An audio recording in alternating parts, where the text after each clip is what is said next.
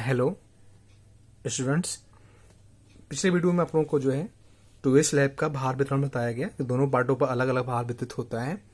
अब हम जानते हैं भार के कारण जो है शियर फोर्स आएगा, भार के कारण बेंडिंग मोमेंट आएगा। तो हम इस पॉइंट्स को हम जो है यहाँ पे देखते हैं कि जब छोटे पार्ट पर डब्ल्यू बी भार पहुंच गया, बड़े पार्ट पर डब्ल्यू एल भार पहुंच गया, तो उनके कारण जो है शियर फोर्स कितना आएगा, उनके कारण जो है नमन घूर्ण कितना आएगा, हम इस बात को यहाँ पे जानेंगे। तो आइए यहाँ पे हमारा पॉइंट हमारा है उदैशिक स्लैब के छोटे और बड़े पार्टों पर कर्तन बल और नमन आघूर्ण, हमारा पॉइंट हो गया। अब इसमें देखते हैं, पहला पॉइंट देखते हैं कर्तन बल कैसे डिस्ट्रीब्यूट होता है। यहाँ एक टू वे स्लैब का जो है एक उसका पार्ट है, एक शेप दिया गया एल, छोटा पार्ट है हमारा बी है। तो यहाँ ये माना जाता है कि अब यहाँ पे जो है अब देख सकते हैं कि यहाँ पे बी चौड़ाई इसकी है, बी चौड़ाई का आधा बी बाई टू, आधा बी बाई टू। यहाँ 45 डिग्री पर एक त्रिभुज का निर्माण इधर हुआ है, एक त्रिभुज निर्माण इधर हुआ है। उसी प्रकार से जो है यहाँ पे B by two L minus B by two, इस तरह से जो है एक समलंबाकार आकृति यहाँ बनी है, एक समलंबाकार आकृति यहाँ बनी है। तो ये एज्यूम किया जाता है कि टू वे स्लैब में जब भार दोनों दिशाओं में, यानी भार इधर भी होता है, भार इधर भी होता है, तो ये माना जाता है कि टू वे स्लैब में जो छोटे पार्ट, हमारा छोटा पार्ट है, बी छोटा पार्ट है, छोटा पार्ट के जो है इस दीवार और इस दीवार पर भार जो है एक समलंबाकार आकृति में, आकृति इतना पहुंचता है, यानी आधा इधर पहुंच जाता है समलंबाकार आकृति में, आधा समलंबाकार इधर पहुंच जाता है। उसी प्रकार से जो बड़ा पार्ट हमारा एल है, एल के सापेक्ष जो हमारी यह दीवार है, जो यह दीवार है, इस दीवार पर भार जो है वह त्रिभुजाकार आकृति में थोड़ा से पहुंचता है, कम पहुंचता है। इस पे अधिक पहुंचेगा, इस पे कम पहुंचेगा। आप देख सकते हैं कि समलंबाकार आकृति अधिक हमारी है, इस पर अधिक भार पहुंचेगा। यहाँ हमारा जो है त्रिभुजाकार आकृति कम हमारी है, यहाँ कम भार पहुंचेगा। तो इस तरह से जो है भार का ये हमारा वितरण है, यानी भार का हमारा जो है डायग्राम समझाया गया है। अब हम लोग जो है भार के आधार पे कर्तन बल निकालते हैं। तो यहाँ पे कर्तन बल निकालना काफी जटिल है, प्रक्रिया है, इसलिए ग्राशप रैंकिन सिद्धांत के अनुसार जो है सीधे भार निकाला गया, सीधे कर्तन बल निकालने की प्रक्रिया बताई गई है। हम इसको हल करेंगे, इसको बस नॉर्मल लर्न कर लेंगे। यहाँ पे कुछ पॉइंट्स है, इसको हम समझ देख लेकर लिखा हुआ है। यहाँ पे टू वे स्लैब के प्रत्येक पार्ट पर कर्तन बल की गणना के लिए स्लैब को चित्रानुसार दो त्रिभुजों में और दो समलंब चतुर्भुजों में विभाजित कर लिया जाता है। और करके जो है किस तरह से हम इसका शियर फोर्स ज्ञात करते हैं, इस बात को हम लोग समझते हैं। तो यहाँ पे जो है आपका छोटे पार्ट पर कर्तन बल, छोटा पार्ट हमारा क्या है, डब्ल्यू बी है, इसके इस सिरे पर कितना कर्तन बल पहुंचेगा। कर्तन बल कहाँ अधिकतम होता है, सिरों पर होता है, आलम पे होता है। तो यहाँ पे छोटा पार्ट बनाया गया है जिस पर डब्ल्यू बी भार हमारा आया है। पिछले वीडियो में हमने डब्ल्यू बी भार निकालने का प्रयास देख लिया। तो इस प्रकार से जो है हमारा छोटे पार्ट पर कर्तन बल जो है डब्ल्यू वी कर दें, V equal to 1/3 W into B. W क्या हमारा क्या है, डब्ल्यू टोटल लोड हमारा है, बी हमारा छोटा पार्ट है, A/3 हमारी अंकित वैल्यू है। इस तरह से जो है छोटे पार्ट पर कर्तन बल V equal to A/3 W into B होगा। उसी प्रकार से यहाँ पे बड़े पार्ट पर कर्तन बल के लिए हमारा फॉर्मूला होगा VL, यानी बड़ा पार्ट यहाँ बनाया गया है, बड़े पार्ट का ये आलम्ब है, ये आलम्ब है, आलम्ब पर कितना कर्तन बल पहुंचेगा, L/B बटे 2 + L/B into W into B. यहाँ डब्ल्यू इंटू बी था, यहाँ डब्ल्यू बी था, लेकिन यहाँ पे 1/3 था, यहाँ L/B upon 2 + L/B into W into B. इस तरह से जो है हम लोग इन दोनों सूत्रों की सहायता से अलग अलग पार्टों पर अलग अलग कर्तन बल निकालेंगे, अलग अलग भार निकालेंगे। उसी प्रकार से अलग अलग नमन आघूर्ण भी निकालेंगे, उसको भी देखेंगे कैसे निकालना है। तो इस सूत्र को हम बस लर्न करेंगे और इसको जो है डेरिवेशन इसका नहीं है। तो इस तरह से जो है और जानना चाहिए हमें कि किस तरह से भारों का वितरण यहाँ पे होता है। तो छोटे पार्ट पर समलंबाकार आकृति में, बड़े पार्ट पर त्रिभुजाकार आकृति में हमारा भार वितरण हो जाता है। अब आइए, तो इस तरह से शियर फोर्स हमने अलग अलग निकाल लिया और आगे हम अलग अलग शियर फोर्स के आधार पे ही जांच करेंगे और जो प्रक्रियाएं होंगी आगे हम डिजाइन में देखेंगे। अब चलते हैं आगे। अब हम लोग जो है नमन आघूर्ण का पॉइंट देखते हैं, नमन आघूर्ण कैसे हमारा हो रहा है। तो इसी प्रकार से नमन आघूर्ण भी छोटे पार्ट बड़े पार्ट अलग निकाला जाएगा। तो यहाँ बात समझते हैं, बेंडिंग मोमेंट दूसरा पॉइंट, नमन आघूर्ण कैसे हमें ज्ञात करना है। शुद्धालंबित द्विदैशिक स्लैब के दोनों पार्टों के लिए बंकन आघूर्ण निम्न सारणी दिए गए गुणांकों के आधार पर ज्ञात किया जाता है। बहुत महत्वपूर्ण पॉइंट है, आपको मैंने जब इसका अंतर बताया था two way slab one way slab में, तो वहाँ पे 5-6 अंतर था। उसमें एक पॉइंट दिया गया था कि वन वे स्लैब को धरण की भांति सीधे जो है WL/8 WL/4 इस फार्मूले से ज्ञात कर लेते हैं नमन आघूर्ण, लेकिन हम यहाँ पे जो है बंकन गुणांकों के आधार पर, यानी बेंडिंग मोमेंट कोफिशिएंट के आधार पे यहाँ पे हम लोग शियर बेंडिंग मोमेंट का मान ज्ञात करते हैं।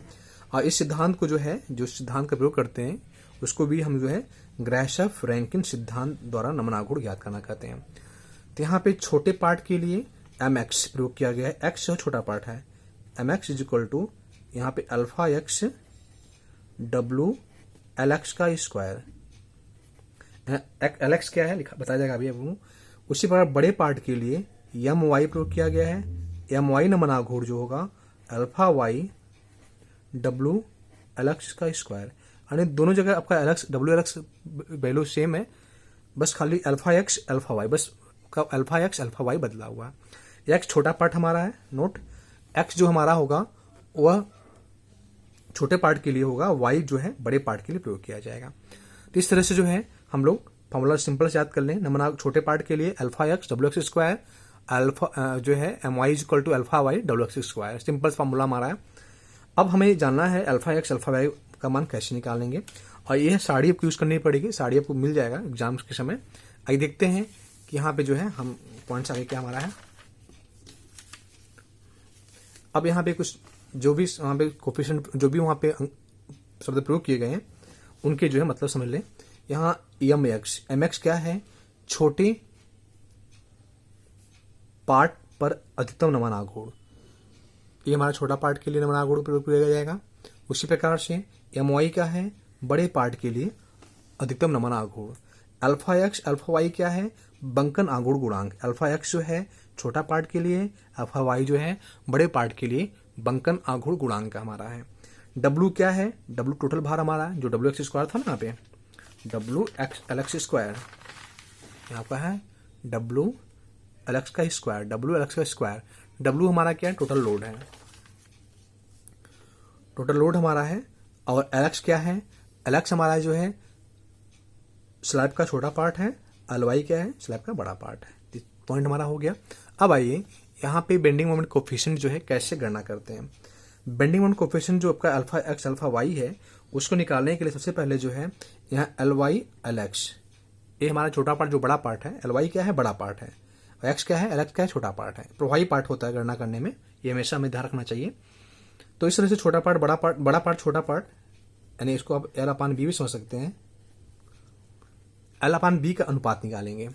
एल अपान बी का अनुपात निकालने के बाद हम लोग जो है देखेंगे कि किस जो है श्रेणी किस जो है नंबर पे वो मिल रहा है, 0.1 1.0 1.1 1.2 1.3 कोई ऐसी वैल्यू मिलेगी जो 1 से लेकर 3 तक की वैल्यू में मिलेगी। आपको जो मिलेगी उसके लिए जो है उस जैसे मान लीजिए 1.4 मिल गया, 1.4 के अल्फा एक्स 0.00099 अल्फा वाई जो है 0.051 हम प्रयोग कर लेंगे। तो जो भी मिल जाएगा हम उसका जो है ले लेंगे और उसको रख के हम दो छोटे पार्ट बड़े पार्ट दोनों पार्टों पर अधिकतम नमन आघूर्ण एम एक्स एम वाई बहुत सरलता से ज्ञात कर लेंगे। काफी आपका सरल आपका तरीका है। इस तरह से नमन आघूर्ण का जो है प्रक्रिया में यहाँ पूरा करेंगे। यहाँ पे जो है पार्ट जो है एल वाई अपन एल एक्स जो है ये हमारा प्रभावी पार्ट होगा, हमेशा याद रखेंगे। अब चलते हैं तो नमन आघूर्ण हमारा हो गया कैसे अलग निकालना है, शेयर फोर्स हमारा हो गया कैसे अलग निकालना है। अब इसके बाद जो है हम लोग आगे चलें। अब यहाँ पे जिस तरह से आपको याद होगा कि वन वे स्लैब में हम लोग जब मोटाई ज्ञात करना होता था तो बताया गया था कि 5000 न्यूटन प्रति मीटर स्क्वायर भार के लिए 4 cm प्रति मीटर पार्ट मोटाई लीजिए और 10,000 तक के भार के लिए 6 cm प्रति मीटर मोटाई लेके आप जो है स्लैब की मोटाई का एजम्पशन कर सकते हैं, एज्यूम कर सकते हैं। यहाँ पे एजम्पशन के लिए जो है प्रक्रिया वहां कर सकते वही कर सकते, लेकिन यहाँ पे टू वे स्लैब है, इसको हमें जो है दूसरे तरीके से देखा जाए तो इसको जो है विक्षेप की जांच को भी यूज कर सकते हैं। विक्षेप की जांच व स्लैब की मोटाई। विक्षेप की जांच का मतलब यहाँ क्या हुआ कि जितना कोई भी जो है संरचना जितना मोटी होगी उसका डिफ्लेक्शन उतना कम होगा, और कोई भी जितना पतला होगा, जैसे आप सिंपल कर लीजिए एक तार को बांध देंगे, ऊपर से बीच में बल लगाएंगे, तार अधिक झुक जाएगा। तार के बदले में यदि हम अधिक डायमीटर की जो है छड़ रखा दें उस पर उतना भार लगाएंगे तो उसका झुकाव कम होगा। तो जितनी गहराई जितनी मोटाई जिसकी ज्यादा होती है उसका विक्षेप उतना ही कम होता है। तो इसी प्रकार से स्लैब विक्षेप की जांच विक्षेप को ही संबंधित बात रखते हुए विक्षेप की जांच और स्लैब की मोटाई के दोनों को एक ही सेटिंग में हम बात करेंगे। आइए यहाँ मोटाई को एडजस्टमेंट करने के लिए हम क्या पॉइंट देखते हैं। यहाँ पॉइंट्स हमारा है, विक्षेप को सीमित रखने के लिए 3.5 मीटर पार्ट तक के लिए स्लैब की जो पार्ट है, छोटी पार्ट या बड़ी पार्ट जो भी होगा, यहाँ छोटा पार्ट में से जो है गणना में ली जाएगी सर्वप्रथम, उसके बाद बड़ा पार्ट ली जाती है, क्योंकि छोटे पार्ट पे जो भार होता है वो अधिक आता है और जो है पहले आता है, ये बात को समझना चाहिए। तो 3.5 मीटर पार्ट तक के लिए स्लैब के छोटे पार्ट और गहराई का अनुपात, यानी कि जो है आप ऐसे कर सकते हैं, पार्ट मान लीजिए आपका एल हो गया और गहराई हमारी डी हो गई, वाई गहराई डी, तो एल अपान डी का अनुपात जो है वह, और साथ ही साथ जो कितना पार्ट होना चाहिए, 3.5 मीटर पार्ट तक हमारा हो और 3000 न्यूटन प्रति मीटर स्क्वायर तक का लोड हो। कितना? 3000 न्यूटन प्रति मीटर स्क्वायर तक के लोड के लिए एल अपान डी, पार्ट बटे डी, पार्ट कोई भी हो वो छोटा पार्ट लिया जाएगा, छोटे पार्ट और डी का अनुपात जो है वह यहाँ पे शुद्धालंबी स्लैब, जो कि हम लोग जो 2 वे स्लैब है, 1 वे स्लैब है, शुद्धालंबी स्लैब पढ़ते हैं। शुद्धालंबी स्लैब के लिए 35, कंटिन्यूअस स्लैब के लिए एल अपान डी का रेशियो, यानी एल अपान डी का रेशियो 35 हो सकता है, कंटिन्यूअस स्लैब के लिए 40 हो सकता है, और यहाँ पे जो है यदि कैंटिलीवर स्लैब होता है उसके लिए 12 होता है, यानी लिखा हुआ है। तो शुद्धालंबी स्लैब में लेना है, याद रखना चाहिए, हमें शुद्धालंबी स्लैब ही पढ़ना है। शुद्धालंबी स्लैब के लिए हम 35 लेंगे, कब? जब हमारा इस्पात का ग्रेड कितना हो, Fe 250 ग्रेड का इस्पात पे होगा, यानी एल अपान डी का अनुपात जो है हम 35 ले लेंगे। और यदि अब इसका बेनिफिट कैसे मिलेगा आपको बताएंगे अभी एग्जाम्पल लेके। और यहाँ पे यदि उच्च पराभव सामर्थ्य की विरूपी छड़े का प्रयोग किया गया हो तो उपयुक्त अनुपात को 0.8 से गुना कर लिया जाता है। अरे तब क्या कर लेंगे आप लोग, तब शुद्धालंबी स्लैब के लिए 35 न लेके उसमें 0.8 से गुणा कर देंगे, कितना जाएगा? 28 वैल्यू आ जाएगी, तो 28 दिया जाएगा। और सतत स्लैब के लिए 0.8 इंटू 40 32, यानी किस ग्रेड पे? Fe 415, Fe 500, यानी उच्च प्रभाव कंक्रीट के लिए हम ये रेशियो लेंगे। अब आइए देखिए इसका बेनिफिट्स कैसे। मान लीजिए कोई स्लैब है, उसका पार्ट जो है 3 मीटर का है, उसका पार्ट 3 मीटर का है, और हमें जो है उस पर भार जो है 2000, यहाँ 3000 तक सीमित है, 2000 2500 न्यूटन प्रति मीटर स्क्वायर तक भार लगा हुआ है। तो उसके लिए जो हमें मोटाई कितना रखा जाए, तो यहाँ आपको पता है एल अपान डी का अनुपात जो है यहाँ पे हमें लेना है 35। कब? जब हमारा जो है यहाँ पे 1 वे स्लैब हो, 35 लेना है, या फिर जो है जब 250 ग्रेड हो, या हम 28 ले सकते हैं, कब? जो हमारा 415 ग्रेड हो। और एल कितना हमारा है? एल हमारा है 3 मीटर, 3 रख देते हैं यहाँ पे, यानी हमारा पार्ट एल के लिए निकालना है कितना गहराई लिया जाए, 3 मीटर या 3000 mm बटे डी इज इक्वल टू 35। यहाँ आपका जो है डी इक्वल टू कितना आ जाएगा? डी इक्वल टू आपका आ जाएगा 3000 भागे 35। तो इसको काट लेंगे हम लोग, जितनी वैल्यू आपकी आएगी, यहाँ हमारा जो उतना मोटाई यहाँ पे ले लेंगे। इस तरह से हमारा जो है 125 समथिंग मोटाई आपकी आएगी। इस तरह से हम काट के मोटाई कितना होगा हमारा गणना कर लेंगे।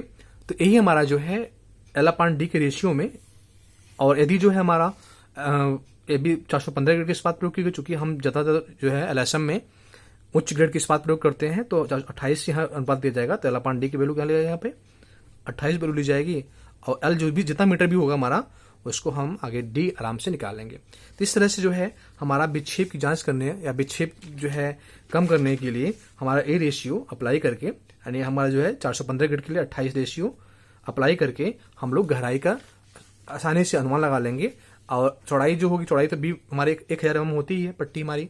इस तरह से गहराई या चौड़ाई लेकर हम लोग सरलता से गणना करके अपना जो है डिजाइन करेंगे। तो अगली वीडियो आप लोगों को डिजाइनिंग प्रोसीजर पे होगी, जिसमें आपको पूरा कंप्लीट डिजाइन का प्रोसीजर दिखाया जाएगा, जिसपे हम सरलता सवाल लगा सकें। यानी हम जो है यहाँ पे 3 चीज पढ़ें।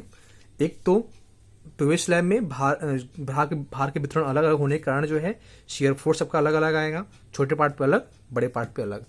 शेयर फोर्स के जो है आधार पे बेंडिंग मोमेंट का मान भी आपका अलग अलग आएगा, बड़े पार्ट छोटे पार्ट पे अलग, बड़े पार्ट पे अलग। फॉर्मूला आपको पता हो गया। इसके बाद जो है यहाँ पे कोफिशिएंट के लिए साड़ी मिल जाएगी, साड़ी हम देख लेंगे, साड़ी से हम जो है उसकी गणना कर लेंगे। और गहराई का अनुमान लगाने के लिए विक्षेप को सीमा को ध्यान में रखते हुए हम एल अपान डी का अनुपात जो है वो 28 लिख लेंगे, और यदि जो है हमारा FA 250 ग्रेड है तो 35 चलेंगे। इस तरह से हम 3 पॉइंट्स याद रखेंगे और आगे जो है इन्हीं पे आपको डिजाइन का प्रोसीजर बताएंगे। धन्यवाद।